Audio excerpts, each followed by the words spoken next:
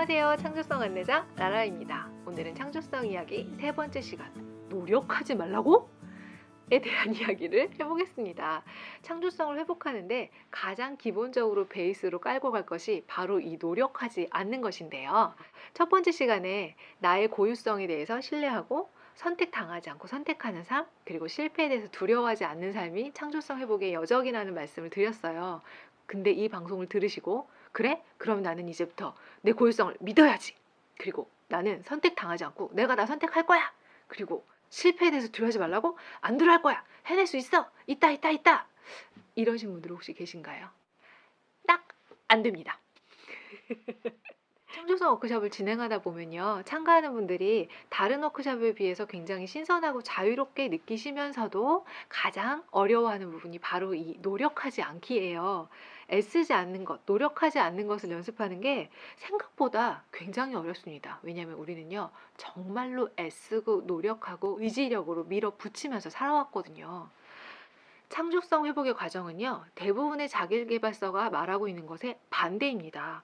목표를 향하고, 목표를 생생히 이미지화하고, 목표를 세분화해서 계획을 구체적으로 세우고, 그래서 오늘 하루만큼의 목표 분량을 달성해내고, 이렇게 우리가 무언가 이루려고 할 때 일반적으로 생각하는 방식은 창조성 회복을 망치는 딱 좋은 정석입니다. 보통 우리가 성장의 과제가 주어지면 제일 먼저 시작되는 게 바로 의지력이 발동하는 건데요. 사실 의지력은요, 무언가 이뤄내는데 그렇게 도움이 되지 않습니다. 모닝 페이지를 열심히 써야지, 아티스트 애들을 꼬박꼬박 해야지, 내면의 나랑 대화하라고? 그러면 대화를 해봐야지. 자, 한번 해보자. 넌 뭐라고 생각하니? 이렇게 의지력으로 애쓰고 노력하려고 하는데요. 의지력으로 무언가 해낼 수 있는 건 휴먼 디자인에서는 인류의 35% 정도라고 해요. 그러면 대다수의 사람들이, 과반수 이상의 사람들은 의지력으로 무언가 해낼 수 없고요. 오히려 의지력으로 뭔가 해낼 거야! 이렇게 했다가 제대로 해내지 못해서 자신을 자책하고 또 죄책감을 느끼고 이것도 해내지 못한다고 생각하니까 무기력해지고, 그래서 자존감이 더 낮아지고, 그래서 더 큰 의지력을 내보고, 그래서 더 크게 좌절하고 이것들을 무한반복합니다. 그러면서 자신에 대한 신뢰감이 완전히 깨지죠. 그래서 창조성 회복은 결코 의지력으로 밀어붙여서 꾸준히 뭔가 해내야 되는 그런 것이 아닙니다. 창조성의 핵심은요, 자연스러운 재미예요. 두 가지 다. 그래서 창조성 회복의 여정은요, 통째로 그냥 힘을 빼는 과정입니다. 모든 해야만 한다를 멈추고 내가 인위적으로 노력하고 애쓰는 모든 것들을 멈출 때, 그 모든 외부의 분주함과 인위적인 노력들이 멈춘 그 틈으로 비로소 내 내면에서 일어나는, 내 안에서 일어나는 자연스러운 충동과 욕구들을 발견할 수 있고요. 그 자연스러운 충동과 욕구들이 그대로 흘러가고 표현될 수 있도록 허락할 때, 그렇게 즐겁게 따라가면 창조성은 회복이 됩니다. 참 쉽죠잉. 그래서 어린이들에게 하는 창의성 교육이요, 사실은 굉장히 넌센스입니다. 왜냐하면 어린아이들은요, 창조성 덩어리거든요. 그 모든 창조성을 망친 게 바로 어른들이고 교육입니다. 자, 어린이들이 어떻게 해야 하는지 봅시다. 어린아이들은 자연스럽게 뭔가 그리고 그냥 몸을 움직여서 음악이 안 나와도 춤을 추고요. 또 흥얼흥얼 노래를 부르기도 합니다. 도가사상에서 어린아이들은 가장 완벽한 존재, 무의자연, 뭔가 하려함 없이 하는 존재들이라고 말을 하죠. 어린아이들은 도전에 실패할까봐 두려워하지 않고 그냥 도전합니다.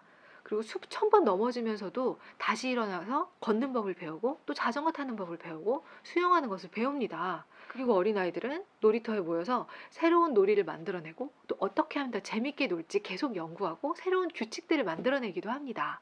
또 어린아이들은 다른 사람이 나를 어떻게 생각할까, 어떻게 평가할까 두려워하지 않고요. 또 선입견도 편견도 어른들만큼 있지 않습니다. 어린아이들은 창조성 그 자체이고요. 창조성이 생명력이기 때문에 어린아이에게서 뿜어져 나오는 생명력은 너무나 싱그럽고 활기차요. 저희 공간에 한번 놀러 왔던 어린아이가 있었어요. 한 7살이었던 것 같은데요. 머리끝부터 발끝까지 분홍색 옷을 입은 아이였어요. 분홍 어린이. 그 분홍 어린이가 저희 공간에 왔을 때 저희 공간이 온통 하얗거든요. 그런데 이 아이가 혼자 그림을 그리고 놀다가 흥이 났나 봐요. 그래서 춤을 추기 시작했어요.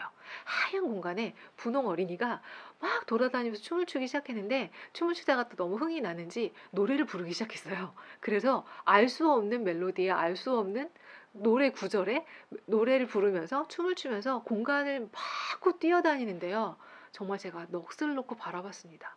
이 공간에서 만났던 그 누구보다 생동감 있고 활기차고 창조력 그 자체를 정말 뿜뿜뿜 하고 있었어요.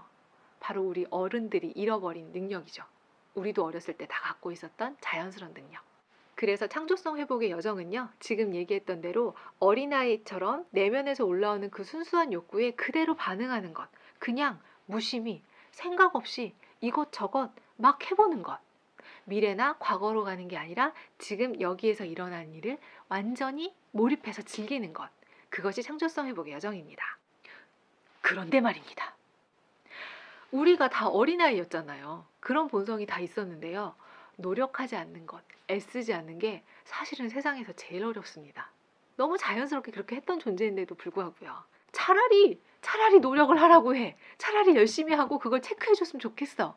라고 할 만큼 아무것도 애쓰지 않고 오히려 노력하려는 인위적인 것들을 멈추는 거는 결코 쉬운 작업이 아닙니다. 하지만요, 이 작업을 시작하다 보면요, 애쓰지 않고 뭐든 해야만 한다를 없애다 보면요, 정말 시작만 해도 그 자유를 맛보기 시작합니다. 창조성 회복이 주는 여유, 평화로움, 자유로움, 어떤 것도 구속받지 않는 느낌들이 찾아오기 시작하고요. 오히려 그 자유가 너무 커서 불안하게 느껴지고 통제하고 싶어질 수도 있습니다. 자, 오늘 한 얘기를 정리해 볼게요. 창조성 회복의 여정은요, 나 자신과 내 삶을 통제하려는 의도를 알아차리고 내 뜻대로 하려는 의도를 완전히 내려놓는 것. 그리고 삶을 계획하고 만들어가는 게 아니라 삶이 흘러가도록 허락하고 그 흐름에 나를 내어 맡기는 것. 뭐든 해야만 한다는 애씀과 노력을 멈추고 내 내면에서 일어나는 욕구와 자연스러운 충동들을 따라갈 수 있도록 허락하는 것. 그럴 때 우리의 창조성과 고유성은 꽃 피어나기 시작합니다. 그런데 이제 머릿속에 혼란이 오죠. 아니, 지난 시간까지는 내 삶을 내가 선택하고 나보고 창조하라며. 그런데 오늘은 또 내 뜻대로 하려는 의도를 포기하고 계획을 세우지 말라고? 어쩌라는 거야? 라는 혼란이 오죠. 이 혼란에 대해서는 다음 시간에 뇌의 이야기와 함께 풀어드리겠습니다. 오늘 창조성 이야기 3번째 시간 마칠게요. 다음 시간에 또 만나요. 안녕!